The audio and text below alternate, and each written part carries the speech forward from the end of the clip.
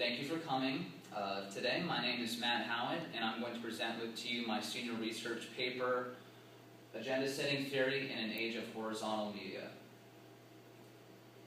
And today I'm going to discuss with you the history of agenda setting theory, how agenda setting theory functions online, how the effect has been weakened by new horizontal media, and lastly, what this means for consumers.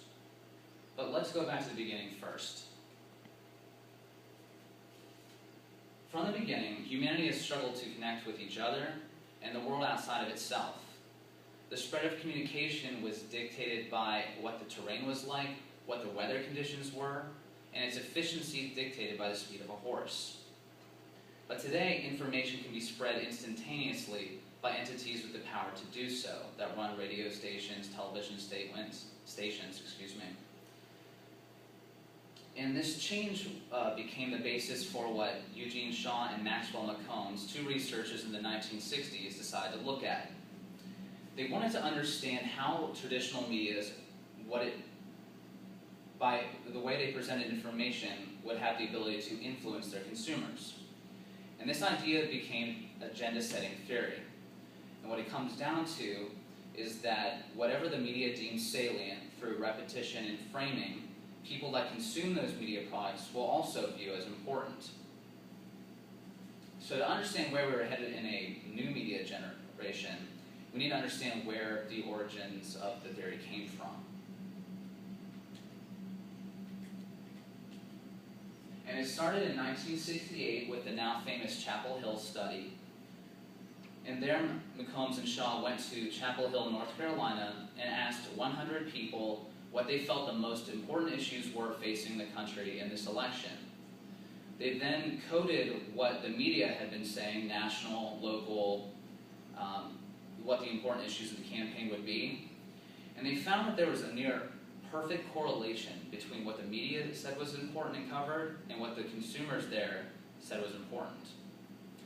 And since then, there's been over 400 studies conducted that have continued to make this theory be regarded as relevant.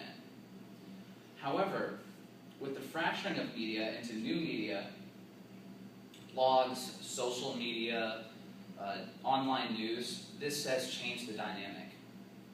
And it's been bringing up questions of relevance for a theory that stood for 50 years.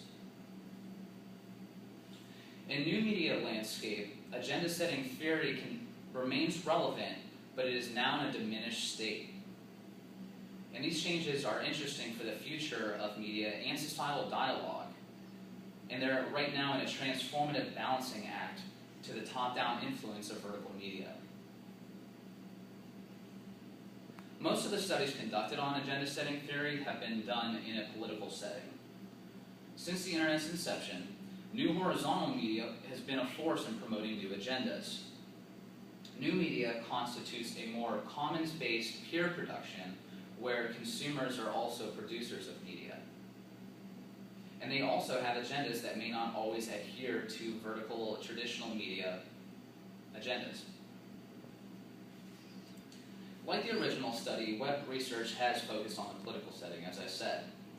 The partisan nature of blogs draws users that go towards information that is already aligns with their pre-existing beliefs.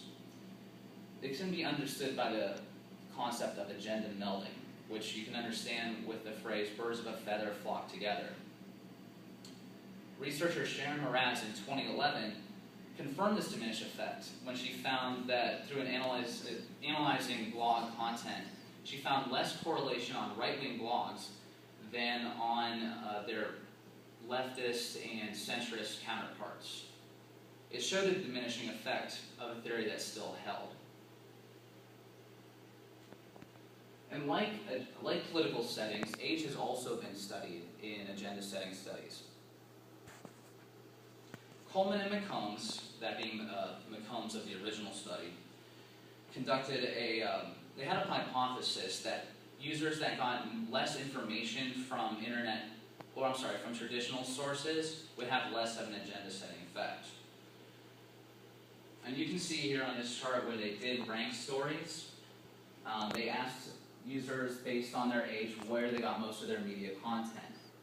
And in the 18 to 34 rank is what we'll come back to. But you can see basically on what these traditional news stories regarded as importance, economy being first, terrorism, war, healthcare, and education in that order. Older generations who use more traditional media also agree that those are the most important issues in that order. But you do have one change, an anomaly in the education issue between the 18 to 34 group, where education flips and becomes a higher rated in importance than does the older generations. And Coleman and McCombs in that study, they believed that that the use of media had not affected agenda setting effect at all. But I'm not completely sure I agree with that. The researchers themselves in the study admitted that the younger generation had avoided the effect possibly by, quote, selectively exposing themselves to news of education more than any other age group, or they were unsure if that was whether the media they used featured more education news coverage. And this is a hallmark of new media, the ability for users to cater what is important to them, what is relevant to them, and have content that coincides with that. And this is easy to be understood if you think about what your Facebook page likes. By liking pages, you're able to get content that is going to be exposed to what you deem relevant for your own life. And the merging of horizontal and vertical media has also been explored. Walston in 2007 found the relationship to be a complex bidirectional model and not a unidirectional top-down model. They both interact with each other. And Sharon Mraz in 2009 studied this trend by looking at hyperlinks, which are the currency of new media.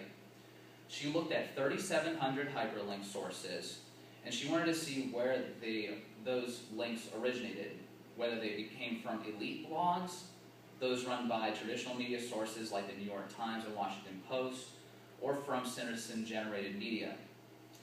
And in that analysis, she found that 50% of those 3,700 links pointed to elite sources, traditional sources, but 33% of them pointed to citizen-generated media, which just continues to show how this new media is changing the landscape of how people get information. They no longer have to rely on these top-down institutions. And big data has also been essential in understanding how this effect works online. Newman, Guggenheim, Zhang, and Bay, 2014, did a study where they looked at the 29 most important issues that they obtained from a survey organization that did voter surveys to see what was important to voters at that time.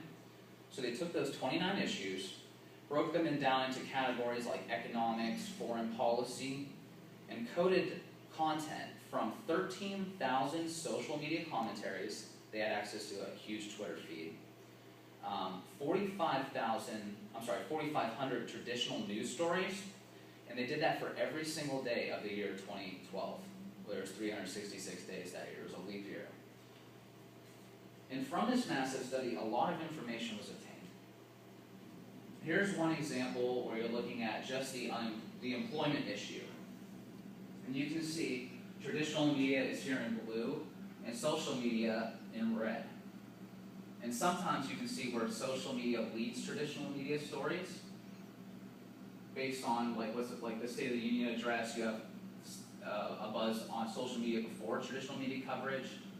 And then you have social media response to traditional media coverage. But it's no longer this one is perfectly even, whatever traditional media says, social media then echoes. It's not that way anymore. From this massive study, the researchers concluded that new and old media interact, quote, dynamically in an intertwined interactivity to the issues and current events. Importantly, social media provides ample evidence that their characteristic issue attentiveness, issue framing, are not slavishly dependent on, but rather quite independent of, the voice of traditional media, institutional spokespersons, and professional journalism.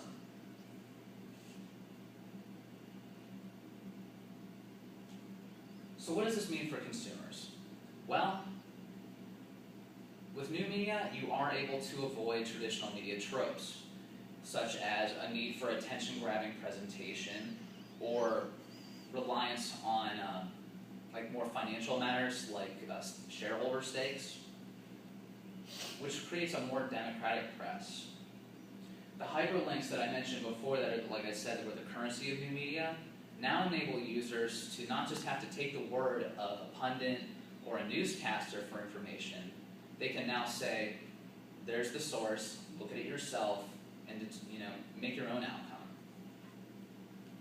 New media has freed us from traditional media in that way. And new media is now able to highlight arguments that Woodley 2008 described as traditional media missing, ignoring, deflecting, or denying.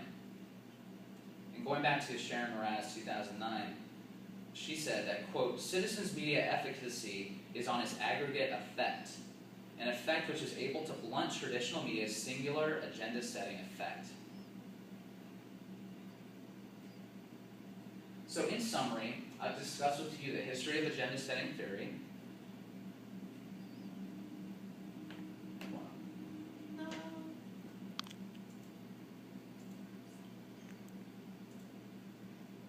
how this effect functions online, how the effect has been weakened by the formation of new media, and what this means for consumers of media. Agenda-setting theory has long been poised to explain how traditional media can affect its viewers' perceptions. But as my previous examples have shown, new media now stands ready to promote a different agenda that is not necessarily in line with traditional media, weakening its effect. Only time is going to tell if agenda-setting effect is going to remain in the future. But for now, consumers have more choice than ever before. Thank you.